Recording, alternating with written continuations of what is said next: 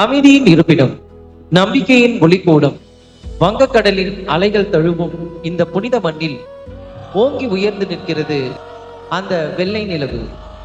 அதுவே உலக மக்கள் யாவரும் போற்றி புகழும் வேளாங்கண்ணி புனித ஆரோக்கிய அன்னை பேராலயம். கிழக்கின் லூர்து நகர் என விசுவாசத்துடன் அழைக்கப்படும் இந்த ஆலயம் வெறும் கல் கட்டிடம் அல்ல, கண்ணீரோடு வருபவர்களுக்கு ஆறுதல் தரும் அன்னையின் மடி.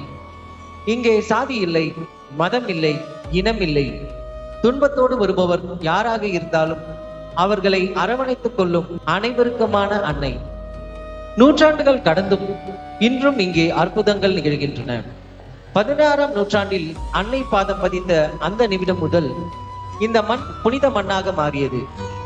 உடல் நலம் குன்றி வாழ்வு இவ்வளவுதானா என்று ஏங்குபவர்களுக்கு புது உயிர் தரும் ஆரோக்கிய அன்னையாக இவர் திகழ்கிறார். 400 ஆண்டுகள் கால நம்பிக்கையின் சாட்சி இந்த பேராலயம்.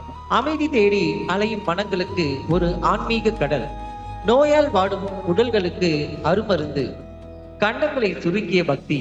இந்தியாவின் மூலை முடுக்குகளில் இருந்தும் கடல் கடந்த நாடுகளில் இருந்தும் லட்சக்கணக்கான மக்கள் ஏன் இங்கு திரண்டு வருகிறார்கள்?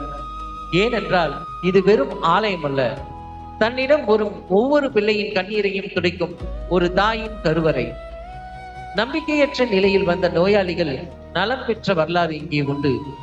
முடங்கி கிடந்த கால்களுக்கு உயிர் கொடுத்த அன்னையின் அற்புதங்கள் 400 ஆண்டுகளை கடந்து இன்றும் இங்கே சாட்சியாய் நிற்கின்றன. கன்னிமரியா வேளாங்கண்ணி மண்ணில் பாதம் பதித்த அந்த நிமிடம் விசுவாசத்தின் மாபெரும் அடையாளமாக மாறியது.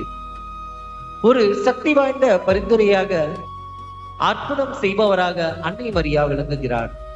தன் பக்தர்களின் ஒவ்வொரு சிறு வேண்டுதல்களையும் கனிவோடு கேட்டு அதற்கு பதில் தரும் ஒரு உண்மையான தாய் உருவமாக அவர் நம்மை காக்கின்றார்.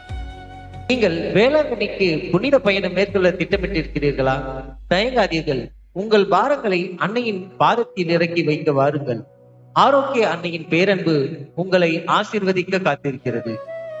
வாருங்கள், அன்னையின் திருத்தலம் நோக்கி ஒரு புனித பயணம் செல்வோம். அன்னை மரியாவின் பேரன்பில் நனைந்து புது நம்பிக்கையோடு வாழ்க்கையை தொடங்குவோம்.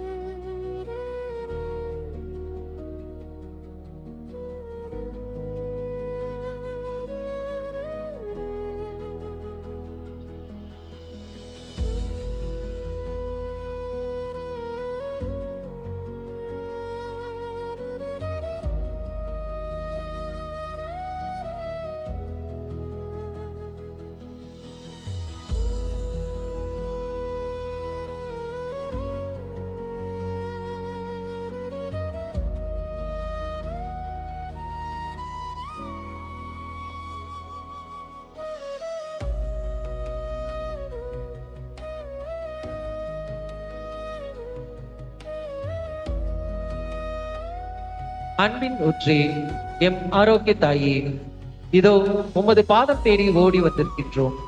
உமது கருணை கடலில் சரணடைய துடிக்கும் உமது அன்பு பிள்ளைகள் நாங்கள் அனைவரும் இப்போது ஒருமனப்பட்டு உமது திருத்தலத்தில் கூடி நிற்கின்றோம். தாயே, இந்த திரையின் வழியாக உமது புகழை பார்த்து கொண்டிருக்கும் ஒவ்வொரு உள்ளத்தையும், சூழ்நிலையால் இதை பார்க்க இயலாத உமது பிள்ளைகளையும் உமது திருக்கரத்தில் ஒப்படைக்கின்றோம். உலகின் மூலை முடுக்கில் எத்தனையோ பாரங்களோடு துடித்துக் கொண்டிருக்கும் ஒவ்வொரு ஆன்மாவையும் உமது பாதத்தில் ஒரு மலராக சமர்ப்பிக்கின்றோம். அம்மா, எங்களின் குறைகளையும் பலவீனங்களையும் பார்க்காதே, எங்களின் சிறு நம்பிக்கையையும் உம்மை தேடி தவிக்கும் இந்த தாகத்தையும் மட்டும் பாரும். எம் கவலைகளை உமது புன்னகையால் துடைத்து உமது பேரன்பினால் எங்களை ஆசீர்வதியும் தாயே. உடல் நலம் குன்றி மருத்துவமனைகளிலும் வீடுகளிலும் வேதனையோடு போராடி கொண்டிருக்கும் உமது பிள்ளைகளை தேற்றுவீராக. எத்தனையோ மருந்துகள் தோற்ற இடத்தில் உமது ஒரு பார்வை மருந்தாக அமையட்டும். தீராத நோய்களால் வாடுவோருக்கு உமது திருக்கரங்களால் சுகமளிப்பீராக. பொருளாதார சூழலால் நசுங்கி போய் அன்றாட உணவிற்கும் உறைவிடத்திற்கும் வழியின்றி தவிக்கும் ஏழை குடும்பங்களை கண்ணோக்கி பாரும். வறுமை என்னும் இருள் நீக்கி ஒவ்வொரு வீட்டிலும் மங்கள ஒளி வீசச் செய்யும். கடலில் மூழ்கி நிம்மதி இழந்து அவமானங்களுக்கு அஞ்சி தவிக்கும் உமது பிள்ளைகளுக்கு ஒரு நல்ல வழியை காட்டும். முடங்கி போன வாழ்வாதாரங்கள் மீண்டும் உயிர் பெறட்டும். தொழில் மற்றும் வேலை வாய்ப்பின்றி தவிக்கும் இளைஞர்களுக்கு ஒரு கதவை திறந்துவிடும் தாய். பாவச் சுமைகளால் மனபாரத்தோடு இருப்பவர்களுக்கு உமது மன்னிப்பையும் ஆறுதலையும் தாரும். குடும்பங்களில் ஒற்றுமையையும் பிரிந்திருக்கும் உள்ளங்களிடையே அன்பையும் விதைப்பீராக. ஆரோக்கிய தாயே, நாங்கள் வேண்டுவது ஒன்றே, நோயற்ற வாழ்வும் குறைவற்ற நம்பிக்கையும் மட்டுமே. துன்பம் என்னும் புயலில் தத்தளிக்கும் எங்களை மாலுமிகளை காத்த கரங்களால் கரை சேர்ப்பீராக. ஆரோக்கிய அன்னையே, எங்களுக்காக வேண்டிக் கொள்ளும். ஆமென்.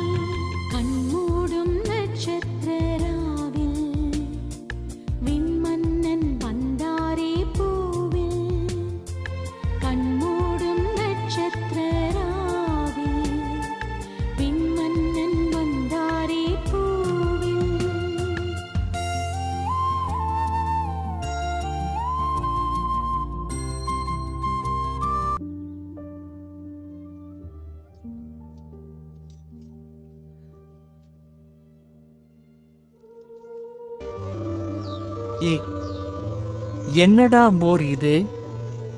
சரியான சுவையில்லை. கால்தான் முடங்கி போய் இப்படி உட்கார்ந்துட்டு இருக்கே. வேலையாவது ஒழுங்கா செய்யக்கூடாதா?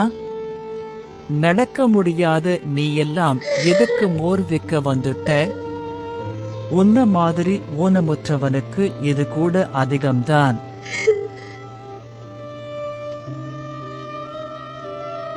அம்மா, நான் எதற்கும் உதவாதவனா? பின்பு எதற்காக என்னை படைத்தாய் அம்மா? மகனே, ஏன் அழுகிறாய்? உலகம் உன்னை ஊனம் என்று சொல்லலாம். ஆனால் நீ என் அன்பிற்குரிய பிள்ளை. உன் கைகளால் எனக்கு ஒரு குவளை மோர் தருவாயா?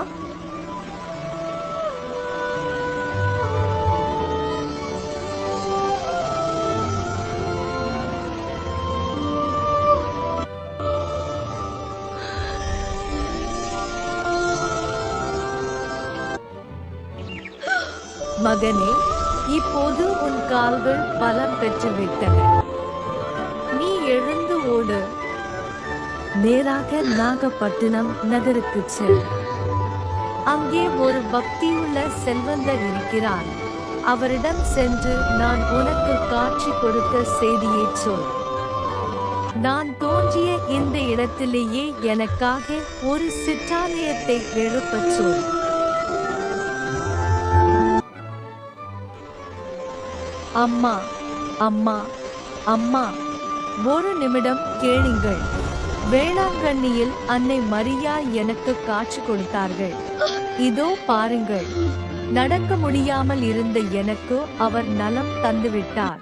அந்த தாய்தான் தோன்றிய இடத்தில் ஒரு கோயில் கட்டச் சொன்னார்கள்.